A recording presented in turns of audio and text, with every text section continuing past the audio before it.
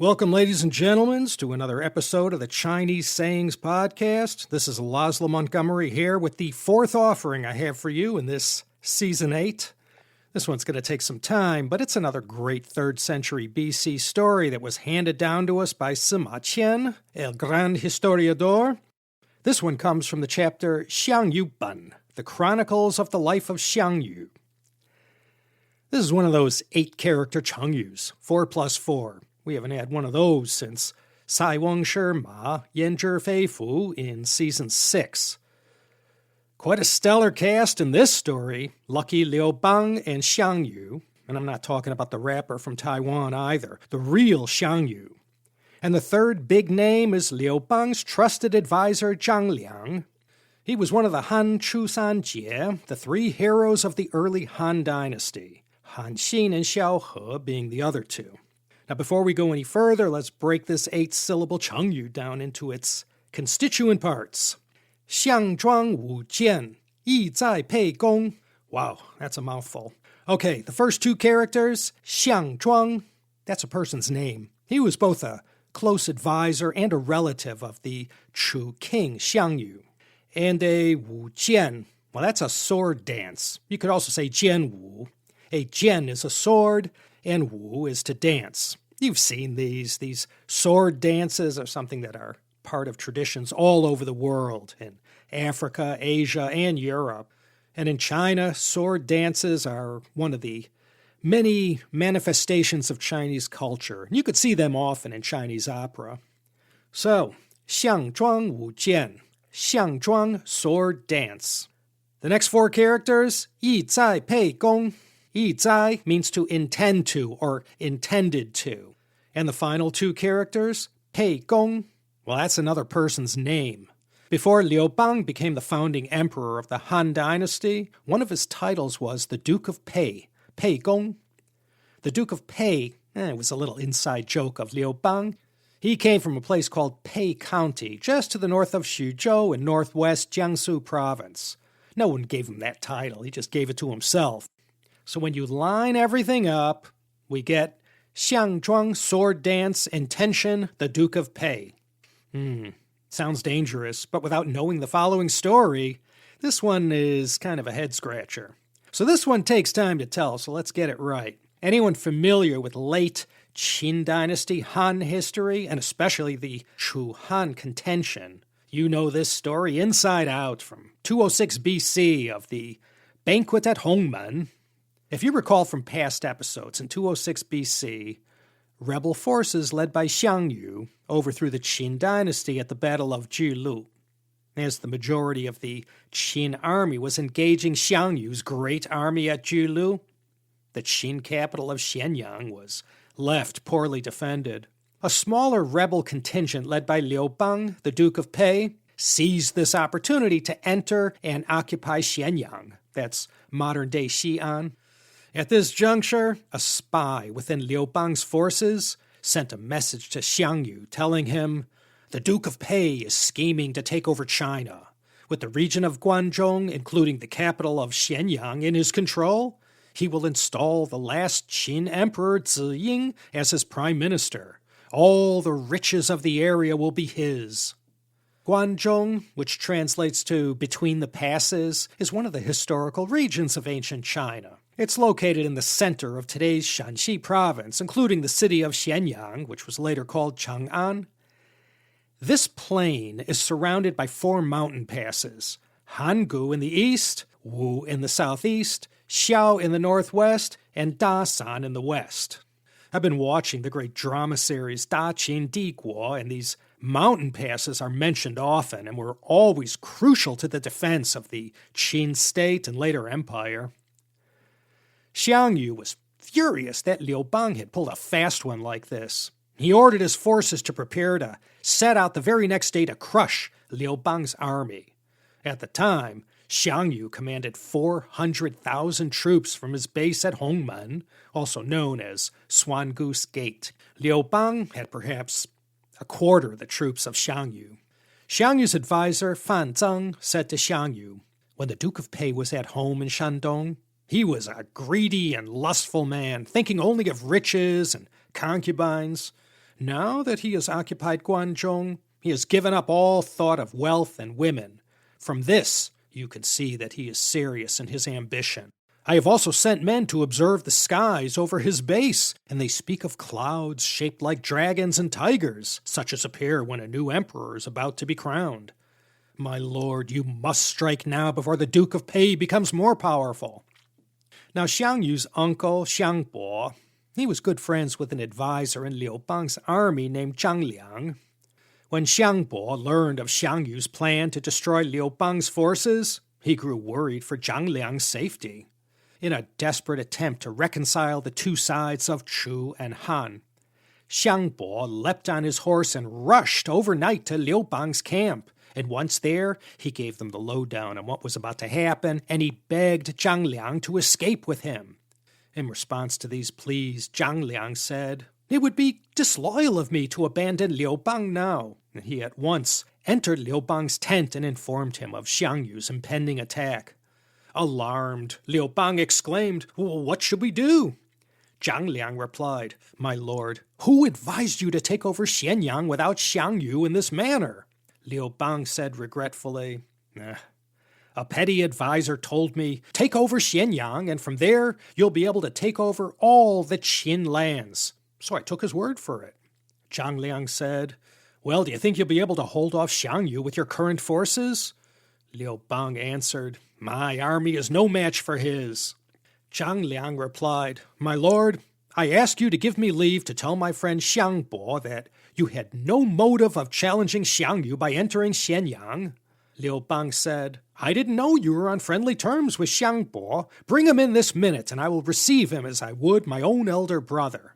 When Xiang Bo came in to meet Liu Bang welcomed him with his best wine and even drew up a marriage contract between their two children. And then he said, "When I entered Xianyang, I dared not do much without receiving orders from my superior, Xiang Yu.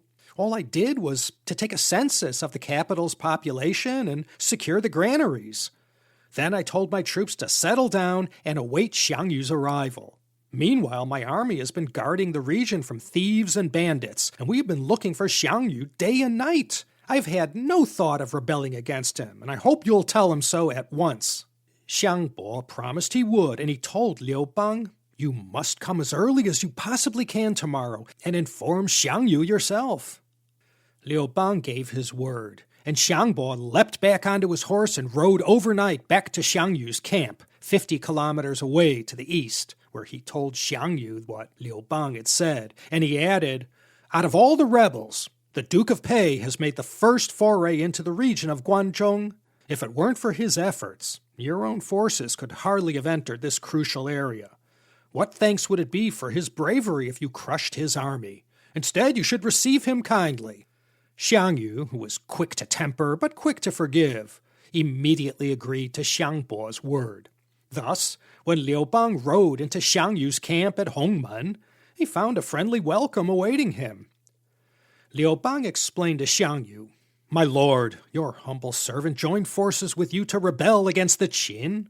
You won the region north of the river and the region south of the river. By a trick of fate and through no scheme of my own, I was the first to enter the capital at Xianyang. And now that I have reunited with you, I hope you will not believe the evil rumors spread about my intentions in entering the capital without you." Xiang Yu replied, "It was a petty spy who brought me the message that you had delusions of grandeur, or I would never have even considered acting violently against you." And then he ordered a feast to be prepared in honor of Liu Bang, and the principal guests at this feast were Xiang Yu himself, his advisors Xiang Bo and Fan Zeng, and Liu Bang and his advisor Zhang Liang. Fan Zeng, Xiang Yu's advisor, who had originally pushed for military action against Liu Bang, made several signs to Xiang Yu over the course of the banquet, signaling him to have Liu Bang assassinated now that he was finally within his grasp.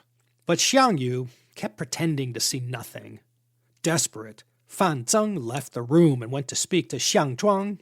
He said to him, "Lord Xiang has mistakenly decided to forgive Liu Bang and to show mercy. The work of assassinating him now falls on you. This is what you need to do. Enter the banquet hall on the pretext of offering wine to Lord Xiang. And when you have done this, offer to perform a sword dance for the guests at the feast. And in the course of this dance, as soon as you get the opportunity, you take that sword and plunge it into Liu Bang. If we don't get rid of him now when we have the chance, he will surely come to power, and we will all become his captives in the course of time. Xiang Zhuāng did just as Fan Zeng suggested, entering to make his toasts to his leader. After these were complete, he said, "Well, this isn't much of a real feast. There's no entertainment at all. What if I were to perform a sword dance for you and your honored guests?" Xiang Yu agreed, and Xiang Zhuāng unsheathed his sword. Suspecting mischief, Xiang Bo unsheathed his sword and joined Xiang Zhuāng in performing a sword dance. He had an idea what Xiang Zhuāng was up to and made sure to be positioned in such a way that whenever Xiang Zhuāng's blade got too close to Liu Bang, he would make sure to catch it with his own blade and to shield Liu Bang's body with his own. Seeing that the situation was desperate and that the Duke of Pei's life was in danger, Zhang Liang made excuses and went outside to speak to another of Liu Bang's advisors, Fan Kuai. Fan Kuai hurriedly asked, "How are things inside the tent?" Zhang Liang replied, "Desperate indeed. Xiang Zhuāng is right in the middle of performing a sword dance, but his weapon often comes too close to the Duke of Pei for my liking." Fan Kuai replied, "There isn't a moment to lose. I will live and die with the Duke of Pei." Saying this, he made to go inside the banquet tent, fully armed. Xiang Yu's guard tried to bar his entry, but he pushed them aside with his sword and shield and burst into the tent, panting and glaring at Xiang Yu, and all his hair standing on end. Xiang Yu's hand went to the hilt of his sword, and he cried, "Who is this intruder?" Zhang Liang quickly explained, "This is one of the Duke of Pei's advisors, Fan Kuai." "What a brave-looking warrior," said Xiang Yu, his fears assuaged. "Give him wine." Fan Kuai drank down the decanter of wine in one gulp.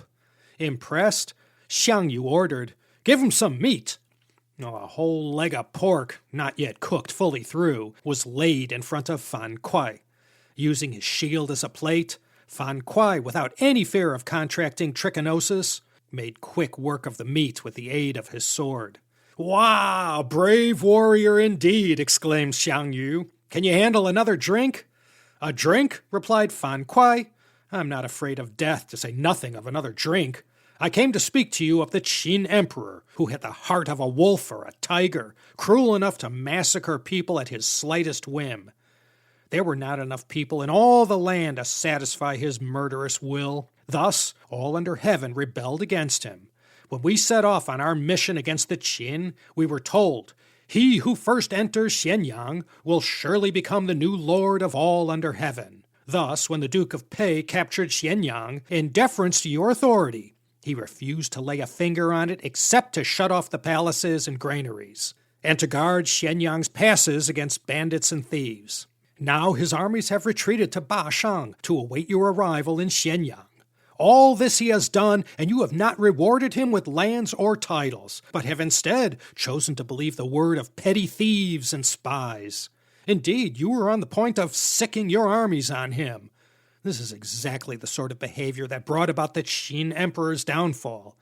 He who wishes to be China's new emperor should never resort to it." Xiang Yu had no reply to this, so he ordered Fan Kuai to sit. Fan Kuai accordingly sat by Zhang Liang, but not long after this, Liu Bang excused himself to go relieve his bladder. Whereupon Fan Kuai followed him outside the tent and begged him to escape at once from Xiang Yu's camp, as they all feared for his life. After the two men had talked for a time, Xiang Yu sent a messenger to summon them back to the feast. Liu Bang said, "How can I escape at once without taking my leave of Xiang Yu?" Fan Kuai said, "The matter at hand is too important for dilly-dallying, and in the pursuit of larger ends, small transgressions are excusable. Right now, they are the cleaver and chopping board, and we are morsels of meat and fish. How can you think of matters of etiquette?" Liu Bang saw that Fan Kuai was right, and the two men decided to flee Hongmen on horseback without further ado, leaving behind their carriages and entourage. Liu Bang asked Zhang Liang to stay and soften his sudden absence with the gift of a pair of fine jades. "My camp and Xiang Yu's are only 40 li apart. Wait till I have ridden halfway there, and then make my excuses. Zhang Liang waited for the time it took for a horse to gallop 20 li, and then he re-entered the banquet to tell Xiang Yu that Liu Bang had begged him to take leave of Xiang Yu on his behalf, since Liu Bang could not handle his drink. Xiang Yu accepted these excuses, but his advisor Fan Zeng was furious. I curse the day I came into Xiang Yu's employ. The man is truly not a worthy commander, he ranted. How could he be so blind as to let Liu Bang escape from under his very eye? The man who takes all under heaven from Xiang Yu will be Liu Bang, and from this day on, I am no better than Liu Bang's captive.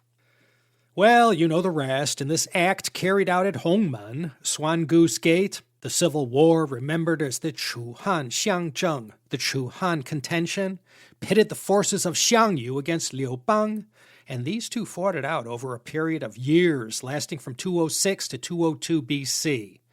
And just as was predicted by Xiang Yu's advisors, indeed, Liu Bang emerged victorious, crushing Xiang Yu's army at Gaixia in northern Anhui province. And this is where Xiang Yu fell to Liu Bang and committed suicide. And the year 202 BC became a milestone in Chinese history, for this was the year the Han Dynasty was established. So, Xiàng Zhuāng Wǔ Jiàn, Yi Zài Pèi Gōng. Xiang Zhuang performs a sword dance with the intention to harm the Duke of Pei. And from this famous story from ancient times, this chengyu has come to mean someone is acting with a hidden motive. If you see yourself getting set up for a fall, or someone appears to be helping you but they're actually plotting your demise, you can say these guys are Xiàng Zhuāng Wǔ Jiàn, Yi Zài Pèi Gōng.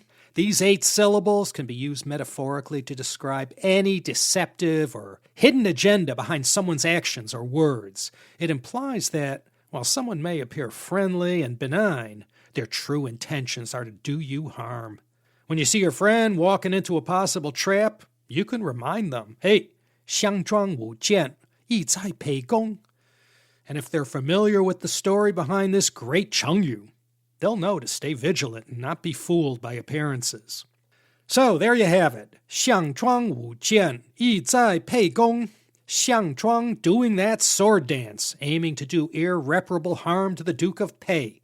And had he succeeded, we may never have had a Han dynasty. Perhaps it would have been the Chu dynasty instead.